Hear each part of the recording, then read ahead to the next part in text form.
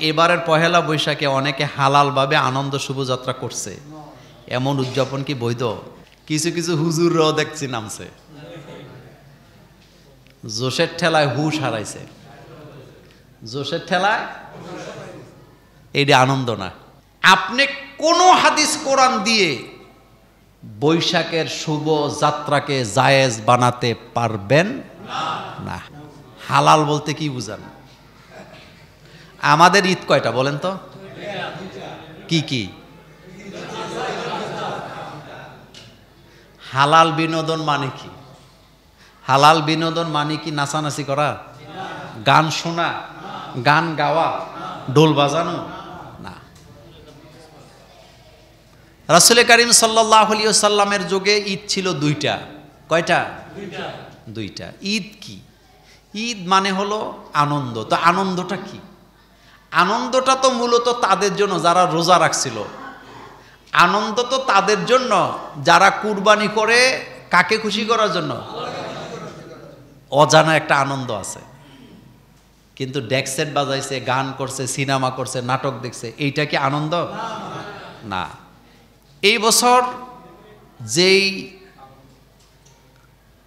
আনন্দ দেখলাম বৈশাখে, কিছু কিছু হুজুররাও দেখছি নামছে,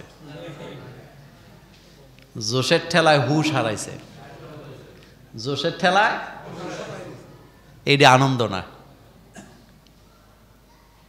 আপনি কোন হাদিস কোরআন দিয়ে বৈশাখের শুভ যাত্রাকে জায়েজ বানাতে পারবেন না। কিন্তু করছে, করে খিচুড়ি বানায় ফেলছে। কি বানাইছে? খিচুড়ি বানাইছে। আচ্ছা, আমি আপনাদেরকে একটা সহজভাবে প্রশ্ন করি। আমি জান্নাতে যাব কিনা এই গ্যারান্টি আমার কাছে নাই, আল্লাহি। কিন্তু আপনারা বলেন তো, সব হুজুর কি জান্নাতে যাবে? আসতে কইছেন। সব পীর কি জান্নাতে যাবে? আবার সব মূর্খ মানুষ কি জাহান্নামে যাবে? এটা ফয়সালা কার হাতে? এজন্য সাবধান থাকবেন।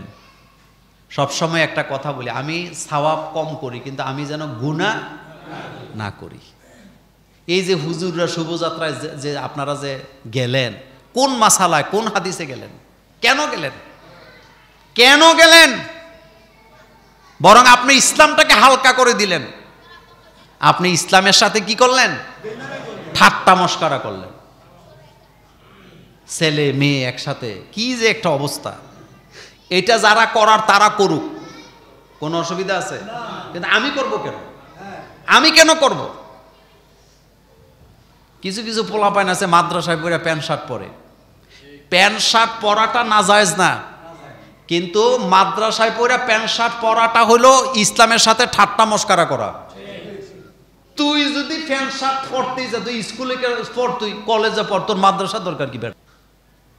এরকম আসেনি ভাই? তুই যায়া স্কুলে পড়, তুই যায়া কলেজে পড়, তোর তো মাদ্রাসা দরকার নেই। কারণ আমরা জানি মাদ্রাসায় পড়লে রাসূলুল্লাহ লেবাস লাগবে। আপনাদের মসজিদে একটা খতিব রাখবেন, উনি যদি প্যান্ট শার্ট পরে এখানে আসে, আপনি ওরে দিয়ে খুতবা দেওয়াইবেন? যে প্যান্ট শার্ট পরে সেও তো তারে টাইনা নামাই দিব। কেউ আপনি ফাইজলামি করতে নাইছেন, সৌরতের এই অবস্থা কেন? এই জন্য ইসলামকে হালকা করে না। ইসলাম আপনার বাপ দাদা ধর্ম না। ইসলাম কোনো ব্যক্তির আবিষ্কৃত ধর্ম না যে মন গড়া আপনি পাল্টে দিবেন। এই হুকুম আসছে কার কাছ থেকে? সুতরাং হালাল বিনোদন বলতে আপনি যেটা বুঝাইছেন এটা না।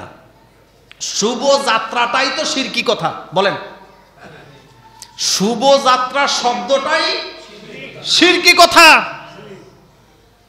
ওই যে ওয়াল কাদরি খাইরিহি ওয়া শাররিহি মিনাল্লাহি, আমার ভালো মন্দ আসে কার কাছ থেকে? আল্লাহ পাকের কাছ থেকে। আল্লাহ এই জাতিকে সহি বুঝ দান করুক। একটা প্রশ্ন আসছে, গ্রামে হাঁস মুরগি ছেড়ে দিয়ে পালতে হয়, কিন্তু বেশিরভাগ অন্যের সম্পদ খেয়ে বড় হয়। এই বিষয়ে ইসলাম কি বলে? এটা শোনেন, আল্লাহ পাক জাররা জাররা হিসাব নিবে না? ফামাইয়া আমাল মিসকালা জাররাতিন খায়রান ইয়ারা ওয়া মাইয়া আমাল মিসকালা জাররাতিন শাররান ইয়ারা। জাররা জাররা হিসাব নিবে। সুতরাং আপনি হাঁস মুরগি গরু ছাগল লালন পালন করেন, কোনো সমস্যা নাই, কিন্তু আপনার দ্বারা যেন অন্যের কি না হয়। কিছু কিছু মানুষ আছে বাড়ির পাশে জমিটা কিনতে চায়, কিন্তু জমিওয়ালা বিক্রি করে না। এখন এডারে বেচার জন্য হেরে অতিষ্ঠ করে। কি করে? অতিষ্ঠ কি? গাছ লাগাইয়া ডালাগুলি এদের উপরে দেয়। এমন বালা মানুষ বাংলাদেশে নাই। এরপরে হাঁস মুরগি ছেড়ে দেয়। তো জমিওয়ালায় যখন দেখে যে এখান থেকে ফসল আনার আর কোনো সুযোগ নেই, পরে বাধ্য হয়ে কয় ভাই যা তোর কাছে এটা বেচলাম। এই রকমের অসাধু মানুষ আমাদের বাংলাদেশে নাই। শোনেন, নবীরা বকরি চড়াইতেন মরুভূমিতে বা খোলা ময়দানে, যেই জমিনের মালিকানায় কেউ নাই। আর আমরা গরু ছাগল ছাইড়ে দিয়ে রাখি আরেকজনের জমিনে। মানুষের ফসল খায়, কিছু বললে আবার উল্টা কি করে? গালাগালি করে। এরকম আসেনি?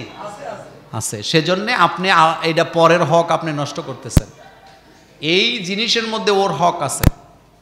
এজন্য আপনি বাড়ির সাইডে যে গাছ লাগাইছেন, এই গাছের ডালা, এই গাছের ছায়া যদি অন্যের জায়গায় যায়, তাইলে ওই ব্যক্তির হকও আপনার গাছের মধ্যে কি স্বীকার করে না? স্বীকার করে না তো। কিন্তু ওই বাড়ির ছেলে যদি একটা ঢিল মেরে একটা বড়ুই নেয়, আপনি তারে গালাগালি করতে করতে 14 গোষ্ঠীরে গোসল করাই দেন। কিন্তু এই চিন্তাটা নাই যে তার বাড়িতে তো আমার ডালাটা গেছে। এই জন্য সচেতন হওয়া লাগবে। ইমানের শর্তই হলো কি হওয়া? সচেতন হওয়া। আমার দ্বারা যেন কারো কোনো ক্ষতি না হয়। ভাই বোনের মিলন মেলাটা কি দুনিয়া পর্যন্ত শেষ? আখেরাতে কি দেখা পাবে না? দেখা হবে, কিন্তু সম্পর্কের কোনো কি নেই।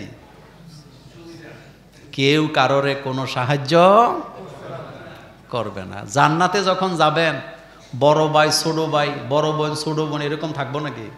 বড় লোক ছোট লোক থাকবে নাকি? সবাই আসতে কয়, সবাই সমান, এক। আল্লাহর বান্দা, আল্লাহর গোলাম। বলেন আল্লাহর কি বান্দা। আল্লাহ কোরআনে বারবার বলছে, তোমাদের ছেলে মেয়ে ভাই বোন আত্মীয় স্বজন কোনো কাজে, যে জিনিস কোনো কাজেই আসে না, এটা সম্পর্ক থাকলেই কি আর না থাকলে কি। স্বামী তার স্ত্রীকে দেখে ভেগে যাবে, স্ত্রী তার স্বামীকে দেখে ভাগ্যে যাবে, ভাই তার বোনকে দেখে, বোন তার ভাইকে দেখে, বন্ধু তার বন্ধুকে দেখে পালায়া যাবে। কেউ কারো কোনো সাহায্য করতে আসবে না। ভালোবাসাটা দুনিয়ায় শেষ। এই ভালোবাসা দিয়ে আখেরাতে কোনো কাজে, যদি আখেরাতে কাজে আসতো তাহলে নবীরা তাদের মা বাপ 14 গোষ্ঠীর জান্নাতে নিয়ে চলে যেত। কথা কন না কেন? এক কথায় বলেন, ইব্রাহিম আলাইহিস সালামের আব্বা ইব্রাহিম নবীরে দিয়া জান্নাতে যাইতে পারবে? পারবে নাকি? নূহ আলাইহিস সালামের ছেলে কেনান নূহ আলাইহিস সালামের পরিচয় দিয়ে জান্নাতে যেতে পারবে? পারবে না। হযরত ইউসুফ আলাইহিস সালামের ভাইয়েরা ইউসুফ আলাইহিস সালামের দিয়ে জান্নাতে যেতে পারবে?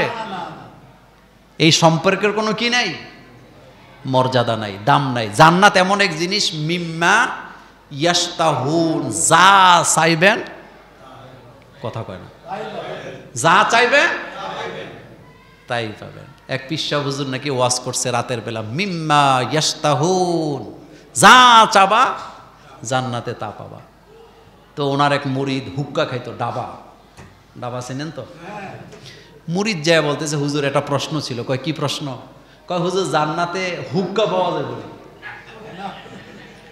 হুজুর বলছে তুমি যদি হুক্কা চাও তো আল্লাহ তো দিবেই, যেহেতু আল্লাহ ওয়াদা করছে। তবে জান্নাতে এত ভালো ভালো নিয়ামত থাকবে, হুক্কার কথা তোমার মনে কখনো আসবেই না।